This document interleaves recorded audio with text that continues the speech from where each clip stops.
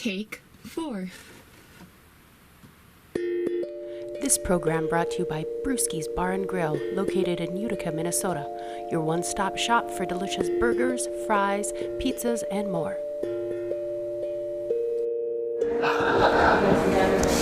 Ready? Let's go. Let's do it. Welcome to show number 7, I think? 7, really? 7, I think it is. Oh, boy. Could be 8, it could be 80. I don't know. It's a lot anyway, George. And yeah. Here it is. It's MEA Thursday, and always love it. We found a way to squeeze about 100 things in today, and we're going to squeeze a couple more in and make her all happen and have things happen. But let's talk about last night. We got to talk about that. No, I'm getting that we set a record in first downs, set a record in sacks, maybe something else too. Yeah, it was the sacks was 7 sacks, tied a record for the Broncos. By my count, 27 first downs, because I count when you score a touchdown, you got a first down. I don't know if everybody else counts it that way, but Tim counts it that way. And then I know that Riley Larson broke the all-time receptions in a season record in the game last night. So yeah, it was you get to this time of the season, some of those things start to happen. Some of them are games, some of them are season. But the Broncos looked a little. I don't know, the first quarter. I still don't know if I know what they were in the first quarter. It was 2-0 after the first quarter, but it was 28-0 at halftime, and the Broncos were in control. Well, you asked me before the game what was the key, and I said it was Travis Kaler and Gavin Loveless, and between that and the 2 tackles that came on, they controlled that. So I know when you were getting a little nervous about whether or not they should punt midfield when they went for it. I'm used to watching Army. They do it all the time, and I just thought, let your defense go to work. And did the defense go to work or what? Yeah, the defense. I did the stats this morning. I didn't send you, but about negative 30 yards rushing, negative 48 yards rushing, and about 70 yards passing. So they ended up with like 30 yards total offense, did Virginia, for the game. Of course, including that, a blocked punt, a safety that Virginia conceded for the first 2 points of the game, where the punter just stepped out of the back of the end zone. The Bronco defense was dominating last night. There was no doubt about that, and the offense got on track. So essentially, the special teams gave them 8 points in the game with the safety and the block punt that Riley Larson returned for the touchdown. It was 28-0 at the half, 34-0 after 3, and then the Broncos added 3 more in the fourth quarter, for the 54-0 win. They do get the number 3 seed overall. They do play Mesabi East coming up on Tuesday, the 6th seed at 7 o'clock at Sports Stadium. Let's hope that the field can hold up for one more game. Well, and I tell you what, I heard the rumor. Cole Meyer, Mesabi East running back, has not played the last 2 games and is not expected to play this year. And he was a potent part of their offense. That is a very big part of their offense. And defense as well.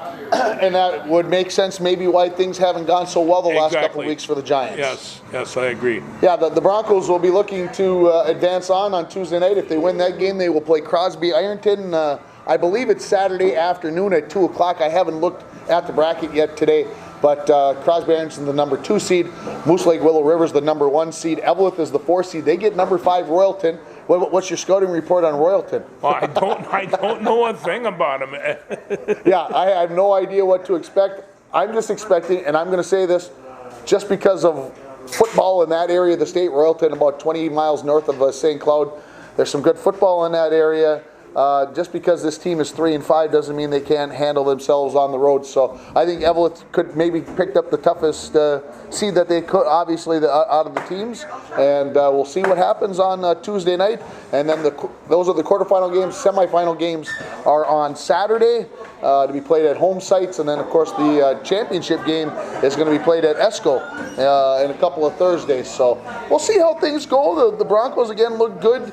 They threw for 272, rushed for 273, so you can't get much more balanced than that. No, this is a record-setting team. I mean, it has been all year long. I'm really kind of surprised that they lost the 2 of the games as bad as they did, but I understand the Eveleth game was just one of those turn of events that take place when the weather's crummy, and there's some factors just... That's why they play the game. That's why they play the game.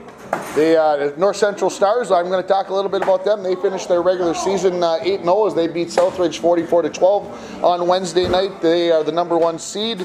That means they get a couple of home games starting on Tuesday with the Northern Freeze, who was 0-8 and ranked, I think, in the QRF second to last in 9-man football. So you would think that the Stars would handle themselves very well on Tuesday night. They'll play at home on Saturday as well, and then if they make it to the championship game, you'd say, hey, they get to play at home. No. You get to go to North Dakota to watch the North Central Stars play if they make it that far. If they make it to the section championship, that game is in Fargo, and so that's on Halloween Day, the championship games. So we'll see how that all fares out and everything else. Did you look at any of the other brackets? Anything? Did you get to see anything? No, I really didn't. I just knew that that one came across, and that wasn't a surprise to either one of us. And so, no, I really didn't take a look at where the rest of the brackets were. What do you know? Yeah, there's not too much else to know. I was a little bit surprised maybe that GNK got a number 3 seed in section 7-3A.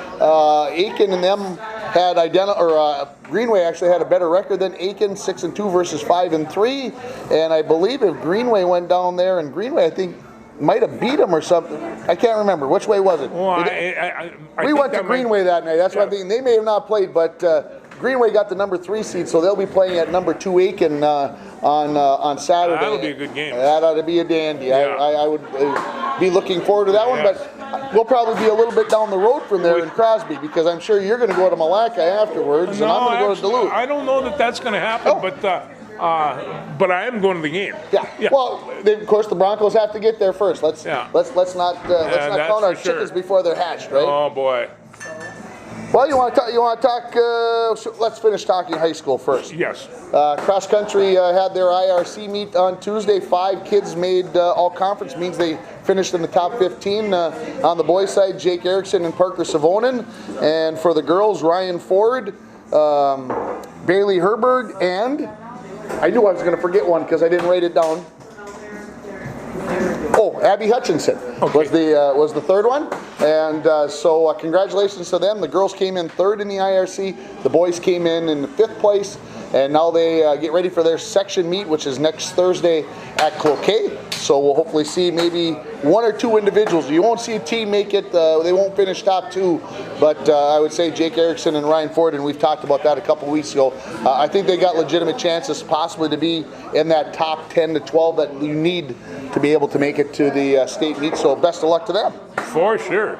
That's really a tough sport. That is a tough sport. Volleyball team has found out who they are going to be playing, I believe, and it should be Mesabi East. And I'm going to check my phone because I think that was supposed to become official today as well. And in everything else that was going on today, I didn't get to double check that, so we'll do that right now.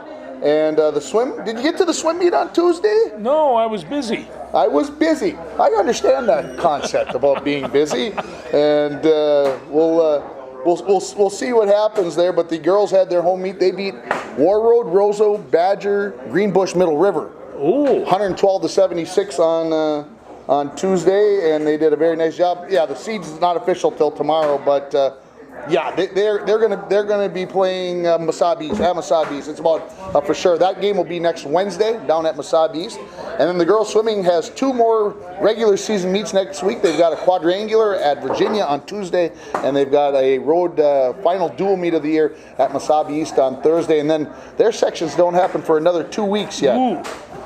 The girls hockey coach is not happy about that. I just bet not. So I think like 6 days after the section meet gets over, the girls have their first hockey game. So we're not too far away from that. And I think we should finish off our high school sports part of this by mentioning, I forgot to mention that the LBF Viking girls volleyball team will be on the road at Northwoods on Monday night to get their playoffs started.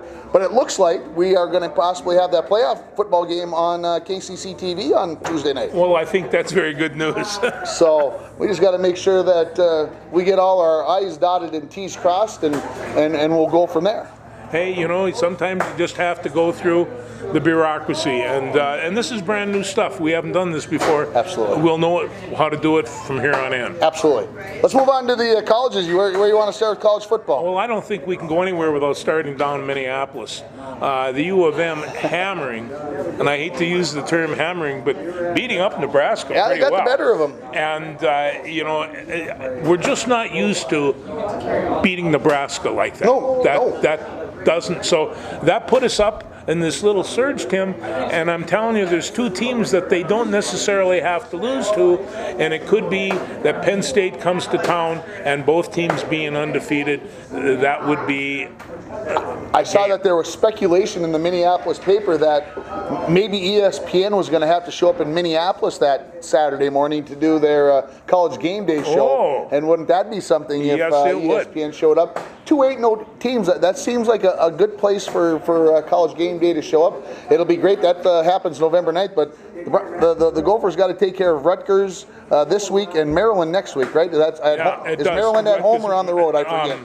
They're at home. They're at home. And so Rutgers this week and go to Maryland after. But I'll tell you what, at the beginning of the season, we were really worried about whether or not Minnesota could carry on a good rushing offense. Don't worry about that anymore. They've got 3 incredible backs, and they made some adjustments on the line. My big Daniel is he's been sitting for a little bit. Yeah, a little nicked up. But, I'm just saying is that there was an awful lot of explosion in that offensive line last week. And that's, I think, the best that I've seen the line play against a pretty good defense. And all those defensive linemen were seniors, and they were as big as a cow back there. They were huge. And so, that thing came back. I tell you, Rodney Smith and Shannon Brooks and Mo Abraham, these guys are all running in the 100, 150 yards a game, and you just have to watch all of them. And you got Seth Green to run the fullback thing for when you need somebody mean and big. And Tanner Morgan, it seems like he's found a home. He was 8 for 13, and a touchdown, and he let his players run these touchdowns. Well, and I think to me the thing is, and maybe I'm reading more into this than needs to be read into it, but we saw with the Vikings last week or the last couple of weeks actually, that little play action pass, you run the ball, people think about run, then you throw a pass, and you get the other team guessing, and that's when good things happen. And it seems now that the Gophers show that they could throw the ball some, now that they can run the ball some. Now you put those two things together, and it makes them worthy of being ranked number 20 in the nation in the AP. Like I said, the next 2 games are what they call those trap games. You don't want to see anything bad happen, something foolish happen where they would lose to one of those teams. But when Penn State comes to town, we're going to find out if they're for real or not. Yeah, we are.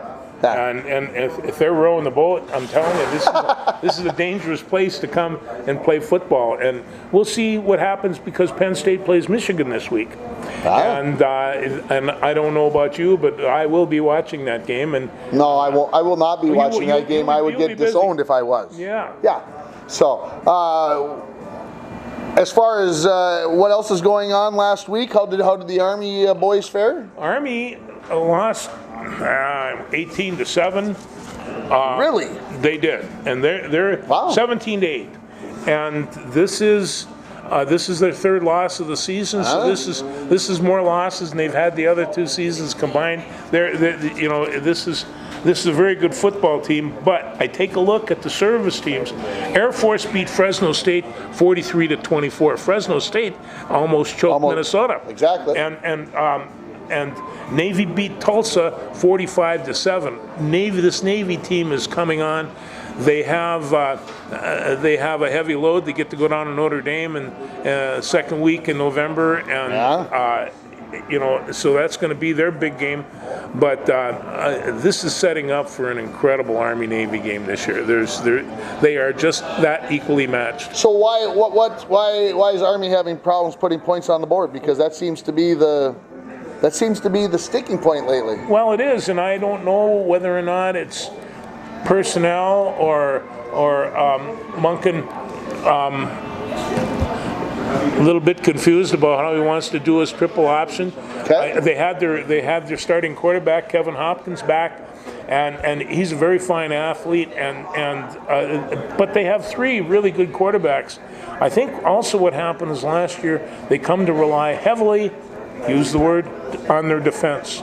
And Cole Christensen, who's their big linebacker, and they always have somebody back there, hasn't really come up with the big plays, and he's leading the team in tackles and doing all the rest. But I don't think the defense has really been able to come up with the big plays. And they're not getting beat by much, but they are getting beat, and they're stuffing up that fullback right up the nose. What'd you hear about Bemidji State last week? Bemidji State. Well, this is the second weekend in a row. Yeah. Where they win with seconds left on the clock, and that was over Southwest State down in Marshallville. And I'm real happy for the Beavers. I mean, they keep on winning and find a way. Yeah, find a way, that's for sure. They're down 24-0 with 10:16 left in the game. That's when Southwest scored their final touchdown, their final points. And you scored 25 points in the last 10-16. That was after you hadn't scored a point the rest of the game. That's pulling one out of the fire. That's pulling one out of the fire. And so Bemidji walks away. They're 5-1, and they're tied with UMD for the conference lead. And I'll tell you what, UMD better be real glad that they got them in the back of their schedule, because outside of UMD is going to go to Sioux Falls. Now, UMD played Wayne State, and they didn't have John Larson, so they switched quarterbacks every other kind of rotation, or whatever they had the need. Well, we did that back in the late '60s with a couple of guys named Scott Janander and Lee Christensen. Lee could throw the ball a ton. And Scott, well, he was kind of a linebacker quarterback, and so he fit Molosky's mold. Sure. They were tremendous athletes, but we'd hear the other team call out, "They're going to pass, they're going to pass, they're going to run, they're going to run," and you could almost have done that on Saturday. It was a blizzard down there. It was snowing. My friend Vinny Repish was really loose. Baby, he'd say. I says, Vinny Resch and everybody, they got to get rid of Vinny. Vinny, man, he's my man. He's now my mentor. Sue says I can't use any of his stuff. But anyway, they're going to Sioux Falls. They're going to have their hands full. Well, they're going to have their hands full. I do think that Larson might be back in. It's a shoulder, not a knee. So his feet are just as valuable as his arm. Oh boy, he's got great feet. Got great feet. He's got great feet. I see you got an NDSU written down there at the bottom too. NDSU, they wrapped up a win against Northern Iowa, and this true freshman, Trey Lance. Tell me about Trey Lance.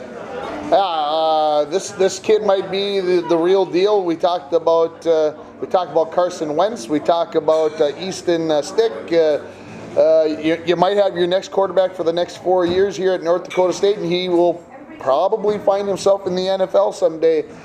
He is multi-talented, multi-dimensional. Run as well as throw the ball.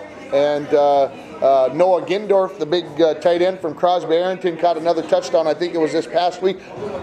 And the last I heard about Noah, he had caught 4 passes this year as a tight end. Tight ends, they don't throw the ball very much at North Dakota State. They like to run it. He's caught 4 balls. Guess how many touchdowns? 4 touchdowns. 4 touchdowns. Yeah. So that's a pretty good average. No. When you touch the ball, we're going to score. So maybe they should give it to Noah a little bit more. And I don't know if Bronco fans remember Noah. He was a dandy basketball player at 6'6", but he put on a lot of weight. He was their quarterback for Crosby when he was there, and I remember him running a little bit wild on us. Yes. Pretty good athlete, but they moved him to tight end, and he's put on about 40 pounds, I would guess, of pure muscle, and they probably taught him how to block too, because you got to block there. Yeah, and if you can play basketball, play center, you probably have some pretty decent feet. So he had some skill set going in, but he's a guy who's going to be around for a couple more years for the Bison. Well, I also made mention of of our friend at North Dakota. They went to Pocatello, Iowa to do Idaho State, and they got hammered 55-20 for their troubles. They're in a tough league over there. Yes. And, this was, I guess, the first time in North Dakota has lost to them at that stadium for a while. But they got hammered at Pocatello. There's no two ways about that. Give a shout out to my one of my alma maters, Mesabi Range, who wrapped up the NCAC Eastern Division last week. They're 7-0 on the season, so good job, Norsemen, and hopefully you guys can make a run at the state title, and maybe I think they still go to Chicago. If you win the state title, you get to go down and play at Chicago, and we'll see what happens with the Norsemen. I've got just a couple little notes here. Big Ten teams. There's 6 Big Ten teams in the top 25. Yeah. That's not too shabby. And some of the big games here, Michigan, Penn State.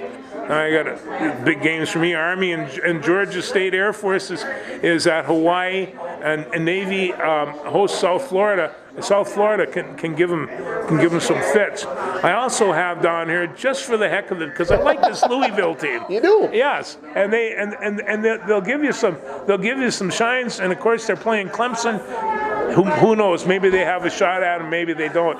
Also Baylor and Oklahoma State. The Cowboys have a good team, and Baylor's, they're 6-0, and I know that they want to be in the top 4 and all like that, but Oklahoma State just might pull a upset. A couple of 5-1 teams, Arizona State and Utah, and they're at I should have said the times down there, they're all on. Yeah, and the Utah is a team that I just haven't quite figured out. It looks like one week you think that they're going to blow somebody out of the water and they squeak one out, and the next week I don't know. They're a 5-1 team that just makes me scratch my head and go, I'm not sure if I was a betting man, and I'm not. If I was a gambling man, I don't know if I could bet on this team because I don't know what they would do. They drive me crazy. Well, it's kind of a little bit shy in terms of big games, but Tulane and Memphis. I like Tulane. They beat Army. They beat Army, and they've got a very good team, and they're solid, and they have a coach who's intense. And so, he's brought this on.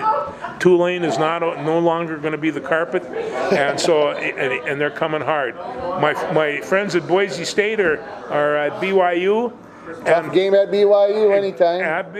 And the other a game that I'm keeping an eye on is Florida and South Carolina, because South Carolina did it once. They might do it again. Florida's played 2 big games the last 2 weeks. They played Auburn and then LSU. Not only were those high-test games, but they're physical games. South Carolina coming in with a lot of confidence after upsetting Georgia last week. Florida could be in trouble, not because South Carolina is better than them, but just because of playing those 2 big games 2 weeks in a row. How do you keep getting up? Your body starts to break down a little bit. Florida could be in trouble. I just want a little shout out to the quarterback at Boise State. Is a true freshman named Hank Bachmeier, and he is doing well if he can stay healthy. Because he's a young man and he's getting drilled, but he came to Boise State last April because he graduated early from high school, so he's no dummy, and he moves his feet real well, and he's an upcoming star. You want to talk about the Vikes a little bit? Yeah. A little bit? Let's talk about the Vikes. Vikes, nice win over Philly. Big lead early. Then it got scary as Philly closed in, and then they kind of took care of business in the fourth quarter. And, of course, Stephon Diggs, who 3 weeks ago we were ready to throw under the bus, had a pretty nice day. He had a very nice day. And I have to, again, shout out just a little bit on that defense, because I'm talking Anthony Barr, Eric Kendricks. Kendricks was impressive. Everson Griffin, Linville Joseph, who is my favorite nose guard, and Danielle Hunter. And Hunter is getting better every game. Those guys are coming fast and they're coming strong. But those 3 linemen and those 2 linebackers, they're not bad, Tim. Yeah, the defense is playing well, and the offense, like I said, I mentioned it about the Gophers. They had lots of balance last week. They could throw the ball, they could run the ball, and when you're able to do that and keep the defense off balance, that's a very good sign. Oh, it is. And so I'm looking, but the other thing is that they're playing Detroit this week, and The Motor City Kitties. I just had to say it. Sorry. Good, because they did a real good job on Green Bay last week, and Didn't get rewarded. NFL, did you hear me? They got Oh yeah, no, I am tired of Aaron Rodgers and his team getting all the calls because he's Aaron Rodgers. That's bull. Okay, I feel better. Thank you, everybody. I'm telling you, there was a lot of coaches on the sidelines that kind of felt that way. I noticed that. So it's let's see here. Any other thing else? I just know that the Vikings are going to do well this week. I'm hoping they do well. Gophers, they're amazing. They surprised me. They took me from the sellers of doubt to, I'm just sitting there watching them, and they're playing very good football. They're playing a good defensive football. They got the defensive tackles, a fifth-year senior from Notre Dame. And it's, kind of another Alan Page, except he's twice as big. Yeah. And then I want to talk about, last week I went to the Bemidji State women's hockey game with Providence. I'm telling you, you don't have to be big to play the game. I watched Tina Komka she's a junior from Maple Grove. She's 5 foot tall. She's really pieced together. I mean, she's a good, solid girl. But she was so annoying to anybody that was coming down. She could skate, she could scoot, and she was, like 5 foot tall, and that's all she was. Boy, I'll tell you, was she fun to watch. In fact, women's hockey has improved so much. The thing that people say they don't like about women's hockey is that they don't get the hit. That's a false hood. You don't see the big smash that you see in the men's game, but there's a lot of physicality. There's a lot of rubbing out and those kinds of things. Some people say it takes more skill to play the women's game because you can't bump them so hard. It makes it more tough. I went and watched UMD women last Saturday before I watched the UMD men, and they've got a very nice team as well. Oh, no, they do. And Providence had a girl who was, they had her listed at 5'10", but when she was on skates, she was over 6 feet tall. She was from Sweden. Oh. And boy, she had the first 2 power strides, she was gone. And you watch this power skating, that's really, I had a great time. I was amazed. I did have fun. And his grandson sang the national anthem very well as well. My grandson sang the national anthem, and nicely done. And his grandmother and I got through it without losing it. That's all right, George. I don't know what losing it means. Yeah. I've got to just mention one thing. Eliud Kipchoge. You've been practicing saying that name. Eliud Kipchoge. He ran a 26.2 marathon under 2 minutes, Tim. 2 hours, yeah. 2 hours.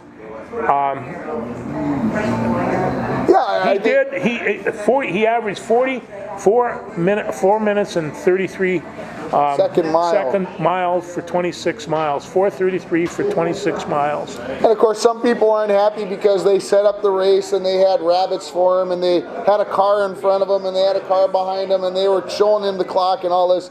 I understand what people are saying, but somebody went under 2 hours in a marathon. That's incredible. He has won 10 of 11 marathons that he's ever run. I did not know that. Yeah, this. And of course, the women's world record got broke this week too, 2 hours and 14 minutes, and this was in a real race. I'll say it that way. The bounds of human accomplishment are being pushed, and that's a good thing. Nationals into the World Series out of the National League. That's a good thing. What are you picking out of that? Some Cards fans are not going to be happy about that. I was surprised that it only went 4 games. I think the Astros, I think you agree with me, the Astros will come out there and play the Nationals. I think the Astros will win it in 6. That's where I see it going, and I tell you what, I haven't seen this much excitement in Washington, D.C. well, in a long time. I was going to say, that's every day. Every day. Every day now. But I am, and I'll tell you that young Strasburg, he throws like Verlander, and who knows whether or not they get hot. Just think of the pitching with the Nationals play the Astros, the type of pitching that you're going to get. You could see some games that are 2-1s, and we think that this is the home run era. It could be some interesting games. No, and also Houston's got to beat the Yankees tonight. Still got to beat the Yankees, absolutely. But they could take care of business and get her done, I think, over the weekend. So, do want to give a shout out to the Bulldog hockey team. Didn't fare so well on Friday night, but they got a win on Saturday night over UMass Lowell, who's not a bad team, and they've got a Swede on their team. But he's about 6'4", and he's a force. But the Bulldogs got a split last week, and they were way the better team on Saturday night, but they only win 2-1. So shout out to my Bulldog guys too as well. And they get the Gophers next Saturday, home and home Friday and Saturday. Are you going to tell me that the arena won't be packed? The arena will be packed, and I got to see if the Broncos make it to Crosby. Can I make it from Crosby to Duluth in time to watch the Broncos and the Bulldogs play? That's my life. It's so difficult to try to make these things happen. You have a difficult life. But before we go, yes, I have to congratulate you for making 50 years. Thank you. Well, at least pretty close to making it tomorrow. Yeah, if I make it another 5 hours and 44 minutes, well, actually 5 hours and 46 minutes because I was born at 12:02 a.m. So if I make it to there, I'll officially been on the earth for 50 years, and I appreciate that. We'll hopefully have a good party, and of course it's a big weekend. Otherwise, we've mentioned this a few other times, but my daughter getting married on Saturday, so congratulations to Jessica and Kyle for getting this done finally. I can say it that way. And of course, I should wish happy anniversary to my wife today, 27 years. So she wasn't too happy when I walked out the door, but she'll forgive me, I hope. And I want to thank the Hardy crew here at the Muni for absolutely, thank you, putting up with us. Thanks, everybody. We'll talk to you next week. Bye.